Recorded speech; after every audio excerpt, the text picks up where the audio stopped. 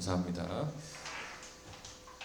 우리 구역장 카톡방에 보시면은 제가 그 올려드린 이미지가 있는데 내일 주보에 껴서 이제 초대장을 드릴 거고요. 그거를 인쇄를 일찍 맡겼는데 인쇄수들이 요새 너무 그 선거 때문에 근세 물량이나 뭐 이게 딸려갖고 계속 딜레이가 된대요. 그래서 오늘 오후에 도착이 되면 저희가 주보에 껴갖고 나눠드리고, 또 요새는 또 그렇게 이렇게 엽서나 이렇게 초대장을 직접 주기도 하지만 또 어때요? 이제 카톡으로도 또 많이 전달하시니까 이제 그 자기가 전도하고 싶으신 분들 그런 분한테 이제 카톡으로 전달을 해 주셔도 좋을 것 같습니다. 그래서 이제 그렇게 사용하시면 될 거고요. 내일 주보에 껴서 나눠드리고 또 나머지 조금 더 여유분으로 해놨습니다. 그래서 전도 나가실 때 그렇게 하시면 되고, 우리 전도 축제 준비하는 그 과정들에 대해서는 이따가 우리 또 김동식 장로님 나오셔서 또 말씀을 드릴 겁니다. 그래서 내일 같이 오후에 모였을 때는 우리 이제 말씀 나누는 것도 하시고, 그 다음에 같이 우리 전도 축제를 위해서 또 같이 기도도 해주시고, 우리 그 영혼들이 있잖아요. 작정한 영혼들을 위해서 또 기도하는 시간들을 좀 가져서, 우리가 전도하는데 결국에 제일 중요한 것은 우리가 기도로서 또 그들의 마음을 움직여 달라고.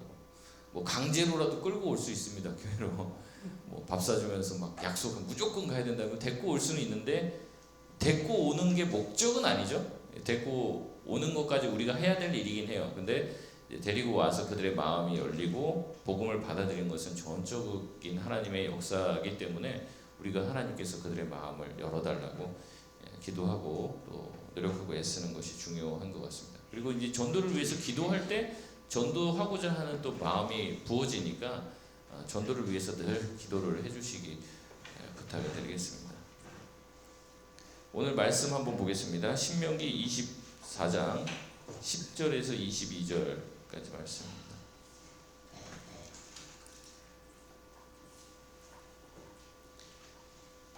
24장 10절에서 22절까지 말씀, 우리 제가 한 절, 여러분이 한 절, 마지막 절 같이 읽겠습니다. 구약 성경 298페이지입니다.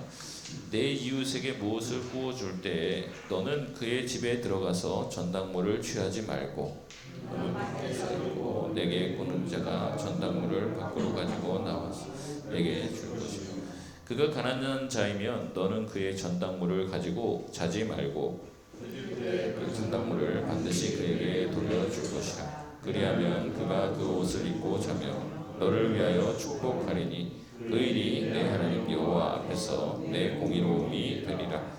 공궁하고 비난한 품꾼은 너희 형제든지 내 땅 성문 안에 우거하는 객이든지 그를 학대하지 말며 그 품삯을 당일에 주고 이는 그가 가난함으로 그 품삯을 간절히 바람이라. 그가 너를 여호와께 후수하지 않으라. 그렇게 않으면 그것이 내게 죄가 될 것이다. 아버지는 그 자식들로 말미암아 죽임을 당하지 않을 것이요, 자식들은 그 아버지로 말미암아 죽임을 당하지 않을 것이니 각 사람은 자기 죄로 말미암아 죽임을 당할 것이니라. 너는 개나 고아를 억울하게 하지 말며 과부의 옷을 전당 잡지 말라. 너는 애굽에서 종되었던 일과 내 하나님 여호와께서 너를 거기서 속량하신 것을 기억하라. 이러므로 내가 내게 이 일을 행하라 명령하노라. 집할 때 그 한물을 다시 가져오지 말고 나그네와 고아와 과부를 위하여 남겨두라. 그리하면 내 하나님 여호와께서 내 손으로 하는 모든 일에 복을 내리시라.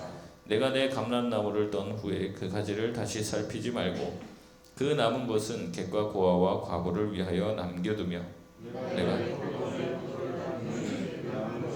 다시 말고 객과 고아와 과부를 위하여 남겨두라. 함께 읽겠습니다. 너는 애굽 땅에서 종되었던 것을 기억하라. 이러므로 내가 내게 이 일을 행하라 명령하노라. 아멘. 오늘은 긍휼의 법입니다. 밑에 보면은 네모 박스에 있는 내용들을 우리 최홍성 집사님 한번 읽어주시겠습니까? 하나님은 당신의 백성이 사회적으로 힘없는 사람을 향해 긍휼의 마음을 갖기를 원하십니다. 부유하다고 해서 가난한 자를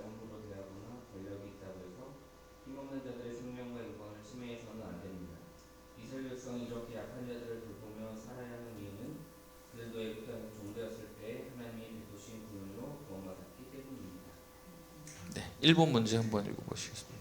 하나님의 백성은 가난하고 소외된 자의 인권을 보장해야 합니다. 네. 이웃에게 무언가를 퍼주고 전당을 잡을 때 무엇을 주의해야 합니까? 무엇을 주의해야 될까요? 10절에 보면 우선 그 이웃의 집에 들어가지 말라라죠. 11절에 보면 밖에서 기다리고 있으라고 합니다. 12절에서 13절의 말씀을 보면 전당물을 가지고 갔을 때 밤을 넘기지 말고 해질 때에는 그에게 돌려주고 그 다음날 아침에 또 다시 찾아오고 이걸 반복하라는 얘기입니다. 굉장히 불편한 거죠. 1번 큰 문제에 보면 이렇게 하나님의 백성은 가난하고 소외된 자의 인권을 보장해야 된다 이렇게 말씀이 나오는데 이 인권이라는 개념 자체가 제가 예전에도 설교 때도 말씀을 드렸지만 이제 팀 켈러 목사님 같은 경우는 그렇게 얘기합니다. 인권이라는 것 자체의 개념이 전 세계에서 어디에서도부터 유래를 찾을 수 없다고 얘기를 해요. 오직 기독교에만 있는 정신이 이 인권이다. 결국에 뭐냐면 인권이 뭡니까? 모든 사람은 다 어떻다는 거예요? 똑같다는 거죠. 평등하다는 겁니다. 각 사람은 다 하나님의 피조물로서 똑같다는 거예요. 근데 그런 개념은 어느 사회도 없어요. 우리나라 역사에 그런 게 있습니까? 없어요. 다 신분제도입니다. 사실 이거에 대해서 굉장히 불만을 품었던 사람이 누구냐면은 이제 석가모니죠. 고타마 시타르타라고 하는데 이 사람이 자기가 인도에서 귀족으로 왕족으로 태어난 거예요. 근데 그 인도 자체, 그 힌두교 자체가 가지고 있는 그 뭡니까 카스트 제도라는 게 뭐예요? 그리고 힌두교가 윤회를 얘기하죠. 우리가 흔히 불교가 윤회를 얘기하고 있다고 생각하는데 아닙니다. 그러니까 불교는 윤회를 주장하지 않아요. 사실 그 불교 안쪽으로 들어가 보면은 그 석가모니 자체가 그 윤회 자체를 받아들이지를 않아요. 왜냐하면 그 힌두교 자체가 윤회를 주장하는데 결국에 윤회라는 게 뭐예요? 예전에 좀 착하게 살면 이제 다음 생에는 뭘로 태어나는 거예요? 이제 왕족으로 태어나고 부자로 태어나고. 근데 지금 막 하층민으로 태어나고 뭐 이렇게 태어나는 건 뭐예요? 전생에 어떻게 했다는 거예요? 죄를 많이 지고 못되게 살았기 때문에 그렇다는 거죠. 그러니까 내가 이렇게 태어난 것은 뭐라는 거예요? 숙명이라는 거죠. 근데 이걸 바라봤을 때 석가모니가 말이 안 되는 거예요. 아니 내가 기억도 안 나는 그 전생에 내가 뭐 했다는 것 때문에 이렇게 되는 게 말이 되냐. 그리고 이런 논리로 지배층이 하층민들로 하여금 반란을 못 일으키게 하고 뭔가 이렇게 그 층 간의 벽을 허물려고 하는 모든 시도들을 이제 막아놨다는 거죠. 그래서 이제 석가모니는 그거에 반발해서 사실은 이제 불교를 만들게 된 거예요. 전혀 그렇지 않다. 과거에 내 전생에 지었던 무슨 잘못을 가지고. 그래서 제가 지금 말씀드리는 게 뭐 목사님 뭐 알지도 못하면서 저런 얘기하는 게 아니야. 찾아보십시오. 찾아보세요. 불교 신문 보면요. 뭐라고 최근 불교 신문 제가 불교 신문도 보거든요. 뭔 소리를 하나 싶어서 최근에 나온 거 보면은 이제 좀 불교에서 윤회 얘기 좀 하지 마라. 그거 다 석가모니가 그 다 박사를 낸 이론인데 왜 그거 자꾸 윤회 얘기를 하냐. 아직도 거기 사로잡혔냐. 굉장히 비판을 많이 합니다. 인권이라는 건 뭐예요? 하나님께서 모든 사람을 창조하시되 그 사람들은 창조된 것 그 자체로 존중만할 만한 가치를 가지고 있다. 왜 그렇습니까? 그 사람을 어떤 모양대로 만들었기 때문에 그래요. 하나님의 형상대로 만드는 하나님의 본을 딴 존재이기 때문에 그렇다는 겁니다. 그러니까 우리가 누군가를 깎아내릴 이유도 없어요. 누군가를 막 너무 추앙할 위대한 사람이다 이럴 필요도 없다는 거예요. 모든 사람 다 똑같다라는 얘기를 합니다. 나이가 많든 적든 아니면은 뭐 다 똑같으니까 무시하라라는 얘기가 아니라 존중해 줘야 된다는 거예요. 존중. 뭐 부자든지 가난하든지 지위가 있는 자든지 아닌 자든지 기본적으로 하나님의 형상으로서의 기본적인 권리가 있다는 거죠. 근데 이제 누군가를 꿔주게 되면 꿔주는 사람이 뭐가 돼요? 강자가 되는 거죠. 그리고 빌려달라고 하는 사람은 어떻게 약자가 되는 거죠. 그래서 강자가 여러 가지 이제 압력을 행사할 수 있고 부당한 이 행동을 할 수 있는데 그러지 말라는 겁니다. 1번 문제. 그래서 뭐라는 거예요? 부와 사회적인 지위를 가진 것으로 약자들, 도움이 필요한 자들을 깔보지 말라는 겁니다. 이것을 주의해야 한다는 거죠. 2번 문제. 우리 김정삼 장모님 한번 읽어주시겠습니까?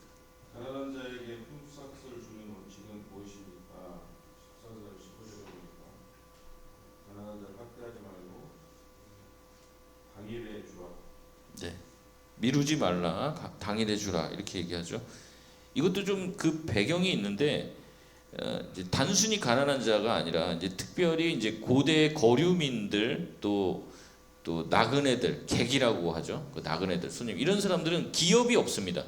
자기 기업이 없고 항상 누군가가 이렇게 베풀어 줘야지 일도 할 수 있고 뭔가 이제 자기 주장을 할 수 없는. 그래서 뭐라고 얘기를 하냐면 신학자들이 그 당시 거류민과 객들은 그 손님이라고 할 수 있는 그 객들은 노예보다 더 하층민이다. 노예보다 더 취약계층이다. 노예는 그 집에 소속이 돼 있어요. 근데 이제 객은 어디서든 받아주지 않으면은 그냥 굶고 사실 부당한 대우를 받았어요. 뭐 우리나라도 외국인 노동자들 뭐 임금 떼어먹고 그런 일들 많이 있잖아요. 뭐 그런데 이제 그걸 하소연할 데도 없는 사람들이 이 사람들입니다. 근데 지금 누가 그 사람들의 편을 들어주는 거예요? 누가 그 사람들의 편을 들어줍니까? 하나님이 그 사람들 편을 들어주는 거예요. 그러니까 우리가 이런 사람들을 학대하면 누구와 싸우겠다는 얘기입니까? 하나님과 싸우겠다는 얘기라는 거죠. 그래서 우리가 가난한 사람들, 연약한 사람들, 교회에도 계속 그런 분들이 오죠. 잘 대해줘야 한다는 얘기입니다. 우리 3번 우리 조성우 집사님. 범죄자의 친인척에게까지 죄를 묻는 원자들에 대해 하나님은 어떻게 말씀하십니까? 각 사람은 자기 죄에 대해 책임져야 한다고 말씀하십니다. 그렇죠? 그 아버지의 죄를 자식에게 묻지 말고 자식의 죄를 아버지에게 묻지 말라고 이야기를 합니다. 근데 이게 전체적인 하나님의 말씀과 어디 부딪히는 부분이 있을까요, 없을까요? 예, 어떤 게 있을까요? 연좌죄의 죄를 묻는 것 같이 말씀하시는 구절이 있잖아요. 예, 그죠? 예, 그리고 나를 잘 섬기면 천대까지 은혜를 베풀어 주시겠다라고 얘기하죠. 한번 찾아보면 좋을 것 같아요. 여기 써보십시오. 신명기 5장 이제 8절에서 10절까지 내용입니다. 신명기 5장인데요.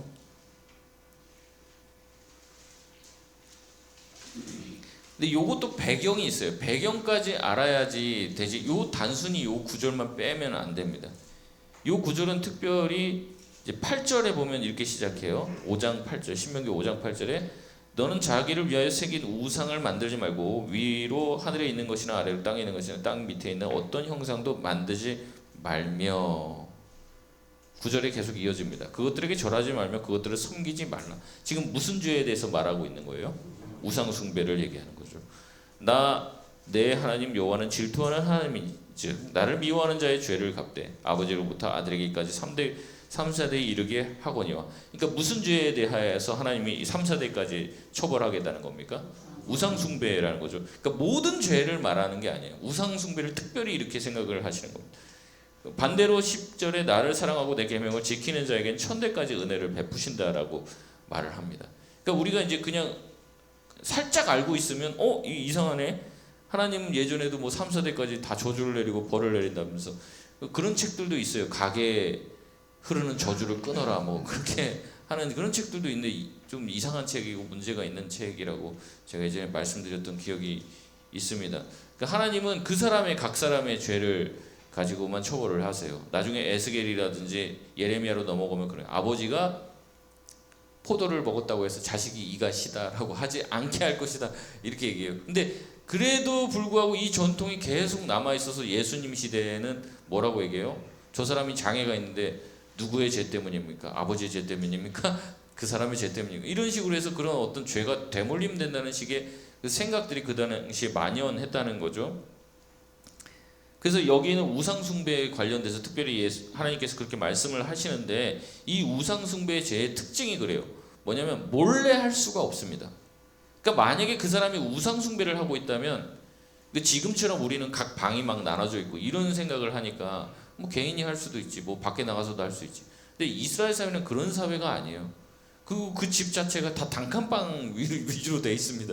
다 천막 짓고 사는데 딴 데 가서 몰래 우상숭배를 한다는 것은 거의 있을 수가 없어요. 만약에 우상숭배를 하는 게 걸렸다 하면은 대부분 어때요? 그 가족 전체가 우상 숭배할 가능성이 굉장히 높은 겁니다. 혼자 몰래 하기는 어렵다는 거죠. 그래서 온 가족에게 죄를 묻는 거예요. 그리고 그 죄의 뿌리까지도 밟은 세곤하려고 하는 하나님의 강력한 의지가 담겨 있기 때문에 이렇게 얘기하지. 근본적으로 범죄에 관련해서 일반적인 범죄에 대해서 그 아버지가 잘못했다고 자식에게 잘못을 묻고 또 자식의 잘못을 아버지의 책임으로 돌리는 식의 어떤 그런 연좌제는 하나님이 기뻐하시지 않는다는 겁니다. 그래서 뭐 우리가 그런 식의 얘기를 할 수 있어요. 저 집안이 저 사람이 저러더니 그 자식이 대대로 저러네. 이런 식의 생각은 사실은 성경적이지 못한 생각일 가능성이 큽니다. 왜냐하면 하나님은 그렇게 하지 않는다고 얘기하거든요. 여러분 사무엘을 보세요. 사무엘 위대한 선지자죠. 그 자식들을 어떻게 합니까? 망나니도 이런 망나니가 없어요. 근데 사무엘이 누구를 봤어요? 그 앞에 자기 앞에서 자기를 뭐 어떻게 보면 거둬주시면 엘리 제사장 봤어요. 엘리의 죄가 뭡니까? 자식들이 방종하는데 내버려둬 갖고 그 집안이 완전히 망하는 것을 봤단 말이에요. 그러면 제가 사무엘이면 다른 거 다 못해도 뭘 제일 신경 썼을까요? 자식 교육을 신경 썼을 거예요. 그러니까 사무엘이 바깥 일을 하느라고 자식 내팽개쳤을까? 저는 그렇게 생각 안 합니다. 근데 우리도 그러잖아요. 자식이 마음대로 되나요? 그게 안 되죠. 그것을 다 부모에게 찾겠다 그러지 않습니다. 우리 각자는 각자 주님 앞에 서야 됩니다. 우리 각자는 다 하나님 앞에 개별자인 거예요. 남편이 예수 잘 믿는다고 가족이 다 부부가 다 천국 가는 것도 아니에요. 아내가 혼자서 신앙생활 열심히 잘했다고 하나님께 가족이 다 인정받는 것도 아닙니다. 우리가 하나님 앞에서 다 각자의 단독자라는 것을 알아야 된다는 거죠. 그래서 누군가의 그 잘못을 이제 주변의 가족 구성원들에게 돌리지 말라는 얘기입니다. 나눔 1번에 보면은 아무리 채권자라 할지라도 채무자의 생명과 인권을 함부로 침해할 수 없다. 우리 사회 곳곳에 힘 있는 자가 힘 없는 자를 괴롭히는 가불관계가 만연해 있다. 그리스도인들은 이런 행태에 대해서 어떻게 대응해야 하는가? 저희는 거의 대부분 다 갑보다는 을의 위치에 많이 계신 것 같은데 그래도 어떻게 보면 또 내가 어느 자리에서는 또 갑일 때가 있잖아요. 그러니까 누군가에게 이렇게 압제하는 태도나 이런 게 아니라 너그럽고 항상 사랑이 많고 또 긍휼의 마음을 보여줘야 합니다. 특히 내가 그리스도인이라는 걸 알거나 아는 사람들에게는 더 우리가 잘해야 하는 거죠. 제가 이제 문득 그 사건이 생각나더라고요. 2021년도였는데 그때 이제 양주, 경기도 양주에서 고깃집에서 있었던 일입니다. 그 모녀가 와갖고 고기 실컷 32,000원짜리 3인분 시켜갖고 뭐 열심히 먹은 다음에 나가면서 환불해달라고. 그래서 왜 환불해주냐? 그 옆에서 노인들이 너무 시끄럽게 떠들고 그래갖고 뭐 이제 요구를 했죠. 뭐 환불해달라고. 그리고 그때가 이제 코로나 막바지 2021년도니까. 뭐 그런데 너무 부쳐앉혔다 우리를. 뭐 이제 이런 걸로 환불을 요구했는데 이제 뭐 그게 대석특별되고 뉴스에 막 오르락 내리락 기억이 나시는지 모르겠어요. 알고 보니까 이제 여자 모녀가 왔는데 이제 엄마가 이제 여자 목사님이시고 그래갖고 이제 목사 모녀 뭐 고깃집에서 막 환불을 막 다 먹고 환불 해달라고 그랬다고 이제 막 자극적으로. 기본적으로 억울하게 생각할 수도 있어 우리가. 근데 그거 알고 계셔야 됩니다. 같은 잘못을 해도 뭐 천주교나 불교 여기는 별로 뭐 뉴스도 안 나요. 근데 교회는 뭐 대문짝 막 대서특필 나오고 막 그게 영적으로 우리가 생각하면은 악의 세력들이 분명히 있고 어떻게든 예수님 못 믿게 하려고 하는 게 있어요. 그러니까 우리가 언론 탓도 하지만 우리가 더 조심해야 될 부분들도 분명히 있다는 거죠. 항상 우리를 물어뜯고 우리 교회가 무너지길 바라고 목사들이 실패하고 죄짓길 바라는 존재가 있어요. 우리의 실패를 마냥 기다리고 있어요. 우리 교회가 망하길 바라는 존재가 있단 말이에요. 그러니까 절대 망하면 안 되는 겁니다. 절대 우리가 가지고 있는 진리를 사수해야 될 필요가 있다는 거죠. 우리가 그걸 깨어 기도해야 됩니다. 그렇기 때문에 어때요?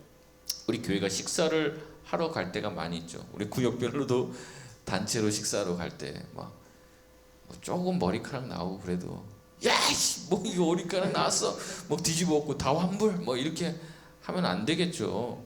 좀 불편해도 단체로 왔는데 뭐 우리를 이렇게 홀대해 다시 오나봐 뭐 이런 게 아니라 좀 너그러운 마음으로 그럴 수 있고 내가 갖다 먹으면 되잖아요. 갖다 먹는 거 보고 아이고 죄송합니다 이렇게 챙겨줄 수도 있으니까 우리가 그렇게 해야 돼요. 단체로 간 그 자체가 감동이 돼야 됩니다. 저도 그럴 때가 많이 있잖아요. 식당 가서 다 대표로 기도하고 막 먹는데 사람들이 안 보는 것 같아 다 본단 말이에요. 저 교회에서 왔구나. 교회 이름 붙어 있는 차까지 오고 다 집사님, 장로님, 권사님 막 그런데 얘기하는데 아유 그 집사님 말이야, 그 권사님 말이야 그러면서 욕하면 옆에서 다 듣고 있어요. 말도 조심을 해야 돼요. 막 그리고 종업원한테 함부로 해요. 저도 자주 그러진 못하는데 이제 오면 우리 이제 테이블 서빙하시는 분들은 한 이제 5,000원 주면 좀 그런데 이제 10,000원이라든지 20,000원 좀 줘갖고 조금 마음을 편안하게 해준다든지 그런 배려심이 사실 필요합니다. 그래서 우리가 갔다 오고 나서 그 사람들이 무슨 말을 할까? 그러니까 내 손님으로서의 권리를 여기서 말하는 게 그잖아요. 갑질을 하지 말라는 거죠. 내가 그래서 제가 예전에도 한번 말씀드렸죠. 제가 있었던 교회 자꾸 그 옛날 교회들 자꾸 욕하는 것 같은데 갔는데 막 사람 이렇게 몰고 오고 여기서 이제 교회에 소문 안 나게 되면 장사 끝이라고 이제 그런 식의 얘기를 했을 때 그 사람들은 상처받고 진짜 교회 평생 안 나가겠다 이런 생각이 드는 거예요. 그러니까 우리가 이러한 우리의 권리를 다 누리려고 하는 것보다 뭔가 우리가 갑의 위치에 섰을 때 좀 우리가 더 양보하고 우리가 조금 피해를 감수하는 쪽으로 했을 때 오히려 더 감동이 될 수 있다는 겁니다. 이번 주에 구역 예배할 때 잘 얘기를 잘 나눠주세요. 그래서 우리 구역들이 갔다 오고 나면 와 그 집주인 그 식당 주인이 저 교회 한번 가고 싶다 그런 마음이 들게끔 우리가 갔다 오자. 그런 마음으로 갔다 오시면 좋을 것 같습니다. 나눔 2번은 누구에게나 생명을 누리며 살 권리가 보장되어야 합니다. 그 누구도 임금체불로 인해 불이익을 당하거나 친인척의 죄로 인해 억울한 처벌을 받아서는 안 됩니다. 그리스도인들은 어떻게 경제적, 사법적 정의 실현에 일조할 수 있을지 이야기해 봅시다. 제가 이걸 보고 또 요새 총선 끝난 지가 얼마 안 돼갖고 정치적인 얘기를 또 너무 하실까 제가 우려가 됩니다. 우려가. 제가 이게 항상 그래요. 이게 정치 이게 지금 우리나라가 또 그렇지만은 여당 야당이 압승이다. 그런데 이제 전체 투표수를 보면은 한 7%, 6% 이렇게 차이 나요. 그러니까 51대 49 요 정도입니다. 우리나라가. 그때 또 이슈에 따라서 조금 되기도 하고 안 되기도 하고. 그러면 우리 교회도 보면 절반은 야당이고 절반은 여당이고 그래요. 근데 이제 너무 이 정치 이거에 과격화돼 갖고 내 주변에 있는 사람 그렇다고 이런 얘기를 너무 과격하게 하면 상처받습니다. 우리 교회도 전라도에서 오신 분도 많이 계시고 경상도에서 오신 분도 많이 계시고 그래요. 근데 내 마음 맞다고 아닙니다. 주님 앞에 가서 주님의 재판장이 되시고 나만 맞는 거는 없습니다. 그러니까 이거 나누실 때 정치적인 쪽으로 흐르지 않게끔 하시고 그렇게 제가 당부를 드렸다고도 말씀을 해주시면 좋겠습니다. 그래서 이런 게 이제 그러잖아요. 세대 갈등도 있고 또 동서 갈등도 있고 여러 가지 이거를 그리스도 안에서 극복해 나가야 될 것인데 이제 같은 사건을 놓고도 이제 다르게 해석을 하잖아요. 그래서 이거 하면서 또 이상한 얘기 안 하도록 좀 부탁드리겠습니다. 어렵지만 2번으로 넘어가 보겠습니다. 신성철 장로님 2번. 2번 사회적으로 연약한 자들을 가티는 대상이 아니라 보호와 존중의 대상입니다. 1번 이스라엘 백성이 사회적 약자를 함부로 대하지 말아야 하는 이유는 무엇입니까? 그들 자신이 대학에서 소명함을 받았기 때문에 그렇다고 성경은 얘기합니다. 네, 그렇죠. 그 과거의 일을 떠오르면서 이렇게 극률하게 여겨야지 되는데 이것도 이제 우리 세대가 넘어야 될. 저도 그래요. 저도 우리 애들 보면서 그래요. 아니 아빠 엄마는 학원도 제대로 다니지 못했는데 공부 그것밖에 못하냐 이렇게 나온다는 거예요. 이게 부모 세대는 더 어려웠었죠. 그렇기 때문에 정말 전쟁의 폐허에서 또 여러 가지 어려운 상황 가운데서 지금까지 오신 줄 압니다. 근데 이제 그 어려운 것들을 생각하면 지금 어려운 세대를 바라보며 힘을 주고 이렇게 뭔가 격려를 해줘야 되는데 그게 아니라 뭐예요? 우리 때는 더 어려웠는데 막 이제 그렇게 얘기를 하면은 이제 마음이 상하는 거죠. 어려운 거죠. 오히려 하나님은 이스라엘 백성에게 너희가 과거에 종이었고 어려웠었을 때를 기억하며 그들도 그들 나름의 어려움을 가지고 있다고 이해하고 품을 수 있어야 된다고 말씀하고 있습니다. 저도 군대에 보면은 군대에서 뭐 이제 아주 편한 보직이 뭐가 있냐 그러면 흔히 이름이 거론되는 게 PX병, 이제 PX 매점 관리하는 사람이죠. 그 사람은 이제 막 확 땡보직이다, 막 어떻게 뭐 신의 아들이냐, 거기를 어떻게 갔냐, 막 그런데 그들 나름의 고충이 많더라고요. 제 위에 이제 고참이 이제 PX병이었는데 그렇게 간부들이 와서 깎아달라고 하고 술 빼돌려 달라고 그러고 별소리를 다 해갖고 너무 스트레스를 받는 거예요. 그리고 뭐 이제 뭐 돈도 막 누가 훔쳐가기도 하고 이거 막 맞추느라고 뭐 너무 그날 나름대로 뭐 이제 고충이 많고 뭐 밤에 회식한다고 하면 또 막 나와서 문 열어야 되고 뭐 하여튼 이제 뭐 여러 가지 나름대로 고충이 있고 제가 보면서 저 사람은 편하겠지라고 생각했는데 다 그거 아니더라고요. 나름의 고충이 다 있는 거예요. 이스라엘 백성들도 사실은 마찬가지라는 거죠. 우리가 흔히 이스라엘 백성이 굉장히 무슨 다니엘 민족, 폐쇄되어 있는 그런 공동체로 알고 있는데 사실 안 그래요. 이것도 한번 좀 찾아보겠습니다. 출애굽기 12장 한번 볼까요? 출애굽기 12장 37절 38절입니다. 이것도 잘 모르시는 분들이 많이 계시는데 출애굽기 12장 37절 38절 말씀을 보면 이제 마지막 10번째 재앙으로 인해 갖고 이제 첫째 아들이 다 죽고 바로가 모세와 아론을 불러서 야 이제 나가라, 너네 이제 떠나라, 니네가 하고 싶은 대로 해라, 이렇게 해요. 그렇게 했을 때 이제 어떻게 되냐면 37절에 출애굽기 12장 37절 38절입니다. 이스라엘 자손이 라암셋을 떠나서 숫곳에 이르니 유아 외에 보행하는 장정이 60만 가량이고 38절 같이 읽겠습니다. 시작. 수많은 잡족과 양과 소와 심이 많은 가축이 그들과 함께 하였으며. 아멘. 여기 보면 누가 같이 따라 나왔다는 거예요? 수많은 잡족. 굉장히 많이 이제 거주하고 있었던 사람들이 하나님께서 역사하신 10가지의 위대한 재앙을 보고 아 정말 하나님이 살아. 여기에 같이 온 사람 중에 애굽 사람들이 있었을까요, 없었을까요? 있었습니다. 그리고 애굽 사람 모두가 다 나쁜 사람은 아니었어요. 그들을 도와주고 그들을 지켜주고 보호해 주려고 했던 사람들도 분명히 애굽 안에서 있었습니다. 그래서 이때 나올 때 애굽 사람들도 많이 나왔을 것으로 추정되고 애굽에 거주하고 있는 다른 민족들 뭐 그 이집트가 지금도 그러지만 대륙상으로는 아프리카 대륙이에요. 그러니까 이제 흑인들이라든지 이런 사람들 많이 같이 살았을 것으로 이제 추정을 합니다. 그때 이제 출애굽할 때 같이 많이 딸려 나온 거예요. 그리고 이스라엘 안에서 같이 삽니다. 그러면서 그들이 과거에 어떤 일들을 겪었고 어떤 가운데 있었는지를 다 안단 말이죠. 그러니까 예전에도 한번 설교에 말씀해서 들었는데 이제 갈렙 같은 경우도 유다 지파에 소속이 있지만 정통 유다 사람이 아니라고 했죠. 그나스 사람 갈렙이다, 이렇게 명칭을 계속해요. 근데 그나스가 누구냐? 쭉 따라가면 에서의 자손입니다. 그러니까 정통 그 야곱에게서 파생된 야곱, 유다, 그 유다의 자손이 아니에요. 근데 갈렙이 유다 대표로 나와요. 그러니까 그만큼 그 혈통적인 관계가 우리는 굉장히 공고할 것 같은데 그렇지 않습니다. 이제 같이 들어와서 같이 사는 사람들이 있다는 거죠. 그래서 그 안에 많은 사람들이 있었기 때문에, 수많은 잡족들이 함께 있었기 때문에 그들을 배려하고 도와주고 또 그들이 자신들이 어려울 때 또 도와줬던 사람들이기 때문에 그것을 기억하고 지금에 있는 사회적 약자를 함부로 대하지 말라고 말씀하고 있는 것이죠.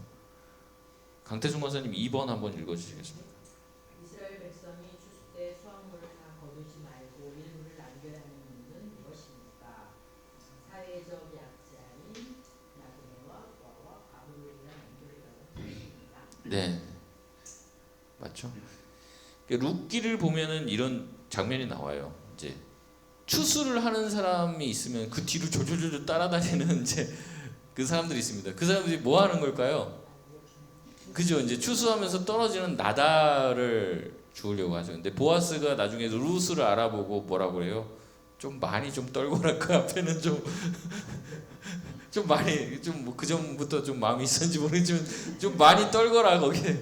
다 하지 말라고. 그 성경에서도 이제 그 말씀이 나오는데 어떻게 추수할 때 밭이 네모나면 귀퉁이를 어떻게 하라는 거예요? 남겨놓으라는 거죠. 그거는 객과 고아와 과부들을 위해서 남겨놓은 거예요. 근데 귀퉁이를 얼마만큼 설정할지는 우리에게 주신 자유입니다. 귀퉁이를 바짝 깎아 놓으면은 어때요? 내 수확은 늘겠죠. 근데 어떤 사람은 뭐 넉넉해서가 아니라 정말 하나님의 말씀에 순종해서 귀퉁이를 넉넉하게 자르는 거예요. 네모 반듯하면 거의 추수를 그냥 동그라미식으로 옆에 있는 거를 많이 남겨놓은 거죠. 그러면 이제 그 밭에 가서는 사람들이 많은 수확물을 취할 수 있는 거죠. 그러니까 우리가 주님께 드리고 이웃과 나누는 것도 그렇습니다. 이제 내가 바짝 깎아버려서 뭐 흘러가지 못하게 할 수도 있어요. 뭐 나도 어려운데 누굴 도와 뭐 이럴 수도 있지만 거꾸로 생각할 수 있지만 나도 어렵지만 보니까 나보다 더 어려운 사람도 있네. 그들도 돕고자 하는 섬기고자 하는 마음을 갖는 것이 참 좋다는 거죠.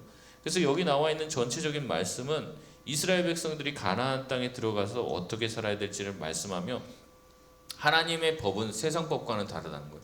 세상에 있는 사람들이 결국에 위로 올라가려고 하는 이유는 군림하고 자신들의 권위를 누리고 이 땅에서 부를 축적하기 위한 거죠. 밭을 추수할 때 뭐하러 귀퉁이를 남기니까 바짝 다 깎아가고 전부 다 내 소출, 내 소득으로 해야죠. 그리고 일부를 왜 남깁니까? 여기도 나오지만 곡식단을 이렇게 묶어 놓잖아요. 추수한 다음에. 근데 이제 다 추수했는데 한 단을 놔두고 갔는데 세 보니까 하나가 안 맞아요. 근데 하나님 뭐라고 합니까? 다시 가서 그 단을 가져오지 말라고 얘기하는 거예요. 그건 굉장한 저겁니다. 그걸 어떻게 보면 까먹게 한 것도 하나님일 수 있다는 거예요. 그냥 두라는 거예요. 그거를 까먹었다면 그거의 주인은 또 따로 있을 수 있다라는 그 신앙의 고백이에요. 근데 그런 마음을 가지고 어떻게 세상을 사냐고요. 하나님의 백성은 이 세상에서 살 때 세상 사람들과 같아야 됩니까? 달라야 됩니까? 달라야 된다는 거죠. 아까도 얘기했지만 식사로 갔을 때도 세상 사람들과 세상의 모임과는 좀 달라야지 되고 감동을 줘야 되고 뭔가 은혜를 끼쳐야 되고 사랑의 마음이 이제 흘러갈 수 있도록. 그게 세상 사람들이 볼 때는 바보스러운 거죠. 그러니까 바보라는 소리를 들으면 정상입니다. 네, 너무 똑똑해서 다 해먹고 손해도 하나도 안 보려고 하면은 이제 그런 거죠. 뭐 우리 교회도 뭐 이것저것 뭐 뭔가 물건을 사거나 계약하거나 할 때가 있는데 이제 너무 깎아버리고 이제 속된 말로 후려친다고 그러지만 이제 그러면 그거 하면서도 이제 마음이 속이 상하는 거예요. 어려운 거죠. 그래서 오늘 말씀은 그렇게 세상과는 우리가 좀 다른 법으로 그렇게 살아야 된다. 또 우리 주변에 있는 또 이웃들, 또 연약한 사람들을 돌볼 수 있도록 그렇게 해야 된다는 거죠. 그래서 돌아보면 그런 분들이 굉장히 많이 있습니다. 또 여기 주변에도 또 독거 노인도 있을 뿐만 아니라 이제 뭐 또 여러 뭐 부류의 요새는 새로운 약자들이 이제 계속 또 이제 나오는 추세예요. 그래서 여러분 기도해 주시고 또 돌아보면 또 우리가 돌봐야 될 그런 영역들이 굉장히 많이 있는 것 같은데 같이 그런 일이 있을 때마다 마음을 다해서 그렇게 섬겨 주셨으면 좋겠고 누군가의 연약한 부분을 담당하는 게 우리 그리스도인의 인이라면 단순히 그들의 겉모습과 생활만을 보지 말고 우리가 봐야 될 것은 그들의 영적인 가난함이에요. 그들이 영적으로 가난하고 도움이 필요하잖아요. 그러면 우리가 그들을 위해서 기도하고 나보다 뭐 세상적으로 잘 사는데 그게 아니라 그들이 세상적으로 잘 살기 때문에 하나님을 보지 못하고 하나님을 기억하지 못하는 것이 있을 수 있다는 것을 기억하며 우리가 영적으로 더 부유해져서 그들에게 복음과 또 영적인 은혜들을 흘려보낼 수 있는 자리에 설 수 있는 우리 구역원들, 우리 구역장들 다 될 수 있도록 그렇게 잘 이렇게 안내를 해주셔서 이게 너무 이제 뭐 사회 제도적인 뭐 또 물질로 돕는 여기서 멈추지 않고 이걸 좀 영적인 은혜를 흘려 보낼 수 있는 데까지 이렇게 인도를 해주시면 좋을 것 같습니다.